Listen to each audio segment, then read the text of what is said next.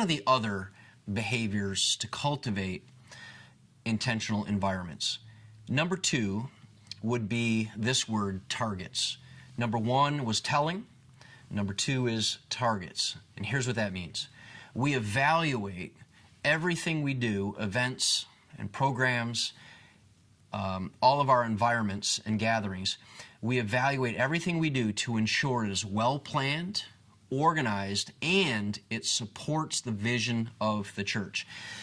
Success in this area would require that every environment that is created, digital or corporate, a team environment or a group environment, etc., they have identifiable desired outcomes. And I'm going to use the word target. It has a target. It has a picture of what the target is, an identifiable desired outcome. What do we want to accomplish? And if one does not exist, the environment isn't created. And if one doesn't exist, the environment is eventually expired or it's eliminated. So success would require essential planning that focuses on the desired outcomes for each of these environments, how these outcomes help achieve the mission. It would also require every environment created is evaluated through the lens of desired outcomes. So we take this target and we start to evaluate everything that is happening in every environment, and we say, did this actually accomplish the vision or the mission, the target, the discernible, identifiable, desired outcome, or did it not? If the environment is to be phased out, it's because it has been assessed not to support the articulated vision or mission of the church. If the environment is to be recreated, the lessons are subsequently applied. If we're going to do this environment again, we take the lessons that we learned during the evaluation, and of course, we look through the lens of these targets and say, did we accomplish the targets? And what we've learned in our evaluation gets applied to the next time this event is, or this environment is recreated. So if you're strong in this area, in your church, if you're strong in the area of intentional environments, in particular targeting, it's possible or it's likely that you have established formal desired outcomes for every environment that you have created.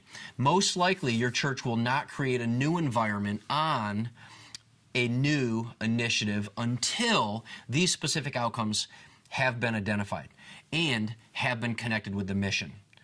Only after they've been identified, connected to the mission and the vision, then a new environment will be created or continue. It's also likely that formal evaluations based on the desired outcomes are conducted regularly. There's a routine or a rhythm of evaluation, and that routine and that rhythm is happening on a regular basis, and there are formal evaluations. That's what it would most likely be like if you are strong in this area. Now, if you're a church that's kind of mediocre in this area of targets, it may be true that there are informal or inarticulate desired outcomes. They're kind of articulated, they're not very clear, they're not very formal, and some or most of the environments that are created specifically, or most likely your church will create new environments or take on a new initiative without first identifying what do we want to accomplish?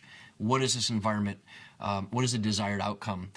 Can we identify it? And let's name it. So without first doing that, without first connecting the mission and vision, your church would go ahead, if you were kind of mediocre, you would go ahead anyway with loosely defined outcomes. It's also likely that formal evaluations based on these desired outcomes are conducted sporadically, and it's not very rigorous. It might be a conversation, it might be an email, but it isn't all the stakeholders, all the planners, all the decision makers are gathered around to assess and evaluate whether or not we are achieving our identifiable desired outcomes or our targets.